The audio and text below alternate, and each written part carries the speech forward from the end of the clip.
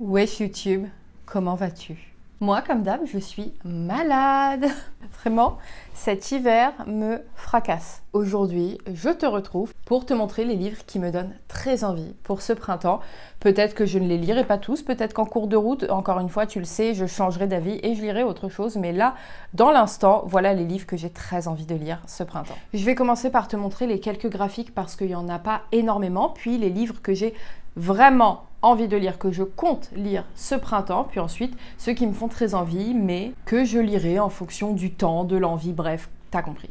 Pour commencer, j'ai reçu quelques graphiques en service presse que je sais que je vais dévorer ce printemps. J'en ai reçu deux tout juste ce matin de la part du Renard Doré.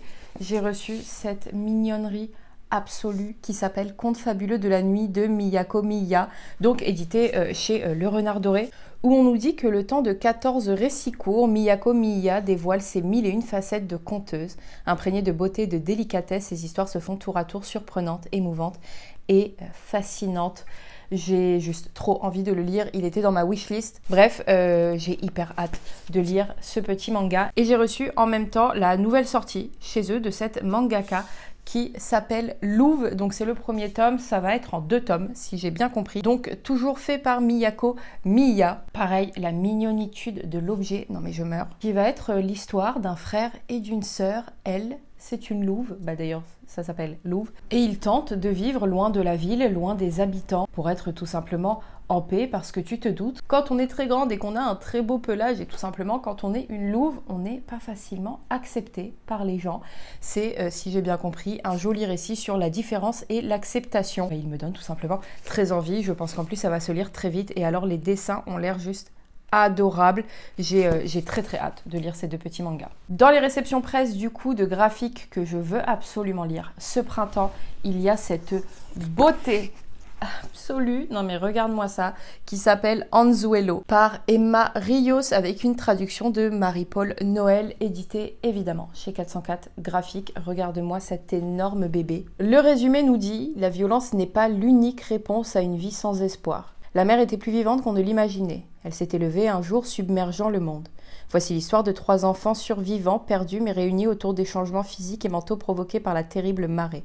3 enfants désireux de ne plus jamais nuire à aucune créature vivante. » Comme d'habitude, tu le sais, je n'en sais pas trop parce que je n'aime pas en savoir trop, mais alors, tu prends n'importe quelle planche, elle est juste sublime, vraiment. Non mais pardon, j'ai hyper hâte de le lire, il m'intrigue énormément et je suis trop heureuse que les éditions 404 Graphiques me l'aient envoyé parce que vraiment il me faisait énormément de l'œil et franchement je sais que je me le lis dans les jours qui arrivent, c'est une évidence. On va continuer avec tout ce qui est roman. Je viens de lire Vipère au point d'Hervé Bazin. J'ai très envie de poursuivre au printemps avec ce qui me semble être la suite directe de Vipère au point et qui est donc La mort du petit cheval. Texte relativement court, ce qui ne me fait pas de mal. Tu vas voir, j'en ai placé quelques-uns parce que je sors de pas mal de pavés. Je compte lire encore pas mal de pavés ce printemps. Donc j'ai vraiment à cœur de me glisser des lectures plus courtes au milieu de tout ça pour un peu... Voilà, j'ai beaucoup aimé Vipère au point, dont je compte te parler très bientôt. Et c'est tout naturellement que je vais continuer, tout simplement. Autre texte relativement court, puisque un peu plus de 250 pages, c'est L'éternel Marie de Dostoïevski. J'ai là aussi très envie de poursuivre ma rencontre avec l'auteur. Celui-ci me donne très envie. C'est un de ces textes quand même vraiment connus, sur un homme trompé, etc. Voilà, pas grand chose de plus à te dire, mais je compte vraiment le lire. Pour continuer dans ces livres que je veux sortir absolument ce printemps, on a compris, c'est le thème de la vidéo. J'ai reçu récemment Les Guerriers du Silence, le premier tome de Pierre Bordage dans la collection Neptune, qui est la nouvelle collection poche des éditions La Talente. Ça fait très longtemps que j'ai envie de découvrir le travail de Pierre Bordage et ils m'ont gentiment proposé de m'envoyer celui-ci pour découvrir du coup leur nouvelle collection. J'ai évidemment dit oui, je suis pas la plus grande lectrice de SF pur au monde. Je suis un peu compliquée sur le genre, mais j'ai adoré Alain Damasio récemment et je me dis il faut que je tente l'expérience avec Pierre Bordage. On est là aussi sur un petit pavé puisqu'on est sur du 730 pages. Tu sais que moi, au-dessus de 550, j'estime qu'on rentre un peu dans le pavé. Donc là, on y est. Quelques 100 mondes composent la confédération de Naflin, parmi lesquels la somptueuse et raffinée Syracusa. Or, dans l'ombre de la famille régnante, les mystérieux Skite d'Hypénéros... J'ai énormément de mal à lire les noms inventés dans la SF et la fantasy. Vraiment, c'est un enfer. Je ne sais pas si je te l'avais dit, petite parenthèse, je me suis rendu compte à la fin, mais vraiment à la fin du premier tome du Seigneur des Anneaux, que la dame s'appelait Galadriel et pas Galduriel. Genre, j'ai littéralement lu pendant 600 pages Galduriel. Donc, voilà, hein, les noms comme ça, my bad. Venu d'un monde lointain, doué d'inquiétants pouvoirs psychiques, trame un gigantesque complot dont l'instauration d'une dictature sur la Confédération ne constitue qu'une étape. Qui pourrait donc leur faire obstacle? Les moines guerriers de l'ordre Absurat? Ou faudrait-il compter avec cet obscur employé d'une compagnie de voyage qui noie son ennui dans l'alcool sur la planète de saison? Car sa vie bascule le jour où une belle Syracusaine traquée passe la porte de son agence. Bref, j'ai rien compris, ça me donne envie. Le Figaro nous dit que c'est un chef-d'œuvre de la science-fiction française. Je te dis, ça fait partie de ces auteurs francophones que j'ai vraiment envie de découvrir. Là, c'est l'occasion. Et puis voilà, j'ai envie de plus me confronter à de la science-fiction, chose que je ne fais pas assez. Donc, bah, c'est parfait, hein? Parfait pour le printemps, je pense. Pour continuer dans l'imaginaire, je veux absolument continuer le cycle de la Tour de Garde, écrit bien évidemment à quatre mains par Guillaume Chamanadjian et Claire Duvivier. Édité toujours aux Forges de Vulcain. Ici, j'ai donc le 3e tome de Capitale du Sud, donc par Guillaume Chamanadjian, qui s'appelle Les Contes Suspendus. Je veux continuer cette saga cette année. Je compte bien d'ailleurs la terminer. Et pour ne pas trop traîner, je veux absolument sortir ce tome-ci là au printemps. Tu sais que c'est une saga que j'affectionne beaucoup. Pour l'instant, j'ai hâte d'avoir la conclusion de Capitale du Sud. Et puis, je me connais, les sagas, il ne faut pas que je laisse trop de temps entre les tomes. Donc, bah, tout simplement, go finir Capitale du Sud. Ce livre-là, ne me juge pas, il était dans ma palle du printemps de l'an dernier, il était dans ma palle de l'été de l'an dernier, puis très certainement de l'hiver, et donc là, je vais le remettre ce printemps parce que je compte bien là le lire. Je pense qu'il est même dans les prochains livres que je sors. C'est évidemment Un jardin de sable de Earl Thompson qui me donne extrêmement envie. Je t'en ai parlé à peu près 3000 fois du coup ici. Il est édité toujours chez Monsieur Toussaint Louverture et traduit par Jean-Charles Khalifa. Je ne vais pas encore te relire le résumé parce que vraiment j'ai l'impression que je le mets dans toutes mes palles. Mais étant donné que ça se passe dans le Kansas, j'étais pas trop dans le mood cet hiver et je pense que là pour le printemps ça va être absolument parfait. Il me fait très envie à tel point que je retarde un peu sa lecture de peur d'être déçue parce que j'y mets beaucoup d'attentes alors que j'en sais très peu de choses, mais le résumé m'avait complètement happé en librairie. Bref, je le lis absolument ce printemps. Je le dis ici, comme ça c'est acté. Et ce, devant témoin, ce printemps, je lis Un jardin de sable d'Earl Thompson. Il y a 2 réceptions que je devrais recevoir là très prochainement, dont les sorties sont prévues pour ce printemps et que j'ai très envie de lire et de ne pas trop faire traîner. Il y a Objet céleste de Rubitot, traduit par Juliane Nivelt, édité chez Gallmeister, qui me donne tellement envie. Je vais dire ça pour tous les livres qui sont dans cette vidéo, hein, tu te doutes. Où c'est l'histoire d'une femme qui, après un drame, est clairement au bout du Rolls, puisqu'elle est à 2 doigts de mettre fin à ses jours, jusqu'au moment où une comète passe près de la Terre, visible à l'œil nu, et que elle voit ça comme un signe. Elle va alors se mettre à suivre une espèce de mystique locale, et je crois qu'en même temps, elle va rencontrer l'astronome, qu'elle va se rendre compte au fil du temps que de lourds secrets entourent ces 2 hommes. On nous dit que c'est un livre envoûtant sur la quête de sens, le deuil, l'amour et l'obsession. Bref, ça me donne extrêmement envie. J'aime beaucoup les éditions Gallmeister et ce qu'ils proposent. Donc là, j'ai juste trop hâte et je suis hyper curieuse. Pareil, je vais recevoir normalement de la part des éditions du Diable Vauvert le 1er tome de la saga Paterniste qui s'appelle donc Mauvaise Graine d'Octavia E. Butler, qui est traduit par Jessica Shapiro. Enfin, je vais découvrir Octavia Butler. Je t'en parle vraiment souvent de mon attrait pour cette autrice, pour son œuvre. Ici, c'est donc le 1er tome de sa toute première œuvre. Et depuis le temps que j'ai envie de me plonger dans son univers, j'ai juste trop hâte. Ici, il est apparemment question d'esprits anciens, si j'ai bien compris, qui vont se rencontrer et qui vont apprendre à jongler entre amour et haine, et qui vont alors traverser les continents et les siècles dans une espèce de lutte de pouvoir qui va aller jusqu'à modifier la signification d'être humain. On nous dit que c'est une métaphore du combat des femmes noires contre la domination. J'ai trop envie, tu le sais, d'enfin rencontrer le travail d'Octavia Butler. Et quoi de mieux que de commencer par sa première œuvre. tout simplement. Donc voilà, est-ce qu'on n'entamerait pas des nouvelles sagas hein, ce printemps? Apparemment, on est parti pour. Je me suis mis quelques romans historiques qui me font là aussi, tu te doutes, très envie. J'ai évidemment Les Demoiselles de Provence de Patrick de Carolis, édité ici chez Plomb. Je t'en ai parlé récemment dans mon book haul, on est donc au XIIIe siècle et on va ici suivre l'histoire des 4 filles du comte Raymond Béranger V et leur destin particulier puisqu'elles vont toutes à tour de rôle être reines à un moment. Ça se passe en Provence, le printemps, c'est historique, ça me donne très envie. Je suis persuadée en plus que c'est le genre de titre qui va se lire plutôt vite. Ça m'a l'air d'être très romancé, très accessible, bref, super. Dans le même genre, je me suis mis Aquitania de Eva Garcia Sáenz de Urturi, traduit par Judith Vernant, édité ici aux éditions du Fleuve. Texte sur la vie d'Aliénor d'Aquitaine, qui est une figure historique que j'apprécie beaucoup et j'ai pas lu grand chose honnêtement à son sujet. Donc voilà, pareil, j'ai entendu plutôt du bien de ce texte. Donc je pense que pour le printemps, ça va être super et ça fait longtemps qu'il est dans ma palle, donc c'est l'occasion de le sortir. Pour finir avec les romans historiques, je veux commencer Les Rois Maudits.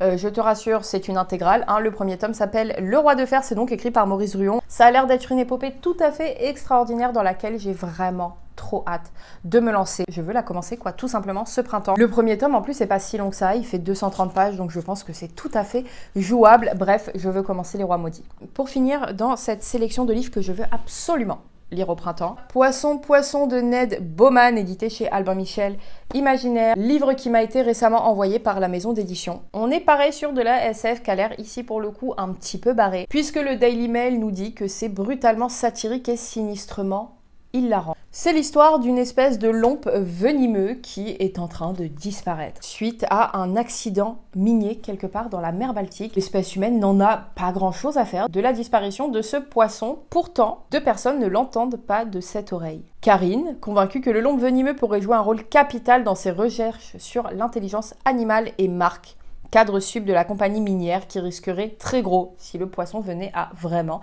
disparaître. Ils vont donc se lancer dans une Europe du Nord qui va droit dans le mur sur les traces de l'insaisissable poisson. Je suis hyper intriguée par ce titre. Tu l'as vu, hein, j'ai commencé à demander des services presse et c'est aussi pour ça que je le fais, pour me permettre d'aller vers des lectures vers lesquelles je ne serais pas allée d'instinct.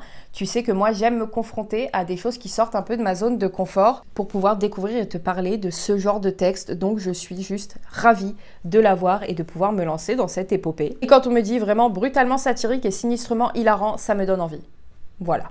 En ce moment, j'ai un plutôt bon rythme de lecture, donc je me suis permise de rajouter quelques petits livres dans la sélection. Il y en a un qui est une énorme pavasse, mais quelques livres. C'est pas ceux que je veux absolument sortir ce printemps, mais si j'ai le temps, si j'ai l'envie à un moment de les caler, bah voilà, ils sont là, donc je vais rapidement te les montrer. Je me suis mis Jeanne de Jacqueline de Romilly, que ma mère a beaucoup aimé, et tu le sais, quand ma mère aime un livre, je veux le lire, tout simplement. C'est donc Jacqueline de Romilly qui va tenter de raconter l'histoire de sa mère, de ce qu'elle a été, de retrouver les traces de son père et de ce que lui aussi a été. Ça a l'air d'être un texte très touchant et en même temps très pudique sur une femme de lettres assez extraordinaire. Donc voilà, j'ai très envie de le lire, d'autant plus que, encore une fois, petit texte.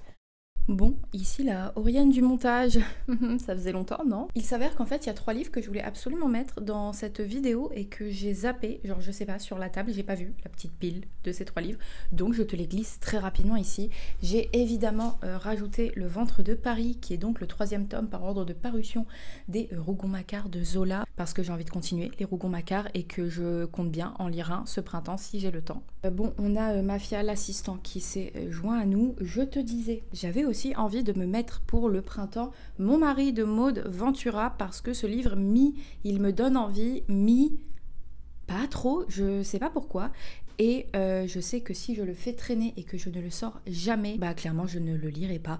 Donc soit je me le lis ce printemps, soit vraiment cet été, mais en tout cas je le mets là pour me rappeler qu'il faut que je lise ce livre avant qu'il ne dégage. Et pour finir, je t'avais parlé dans ma dernière vidéo, enfin dans ma vidéo book haul, que j'avais trouvé Des souris et des hommes de Steinbeck, qui me fait très envie. C'est en plus un tout petit livre, donc je voulais absolument le glisser dans cette vidéo parce que je pense que j'aurai le temps de le lire et que il me donne très envie. Donc voilà, je voulais le mettre là. Et du coup, nous te laissons reprendre la vidéo. Pardon pour ce petit contretemps, mais ça me frustrait d'avoir oublié cette petite pile de 3 livres sur mon bureau pendant que je filmais. Voilà. Je me suis mis ensuite 3 livres qui sont dans ma palle, qui me font très envie et que soit je n'ai pas encore sorti pour je ne sais quelle raison, soit parce que clairement le bordel fait plus de 700 pages. Mais puisqu'ils me font très envie, je les mets quand même ici en me disant que voilà, encore une fois, hein, je me répète, mais sait-on jamais, d'un coup, l'envie me prend. Si j'ai fini mes autres lectures, pourquoi pas, parce que ce sont vraiment des titres qui me font envie. J'ai mis L'Amie prodigieuse d'Elena Ferrante, édité ici chez Folio et traduit par Elsa Damien, texte dont j'ai parlé il y a quelques vidéos. Et à la suite de cette vidéo, j'ai reçu plusieurs commentaires et messages me disant qu'il fallait vraiment que je lise L'Amie prodigieuse. Ça m'a donné encore plus envie de le découvrir. Et je sais pas, je pense que pour le printemps, ça peut être en accord avec mon mood saisonnier. Donc voilà. L'an dernier, j'avais fait une vidéo spéciale littérature arabo-orientale dans laquelle j'avais découvert le travail d'Elif Shafak en lisant 10 minutes et 32 secondes dans ce monde. C'est bref, un titre un peu à rallonge. Je te mets là vite fait la couverture. J'avais beaucoup aimé cette proposition que j'avais trouvée intelligente, subtile, douce, qui dénonçait avec beaucoup d'élégance et de douceur, paradoxalement en fait. Et j'avais beaucoup aimé ça. J'ai également dans ma bibliothèque L'île aux arbres disparus, qui est donc traduit par Dominique Goy-Blanquet, édité ici chez J'ai lu.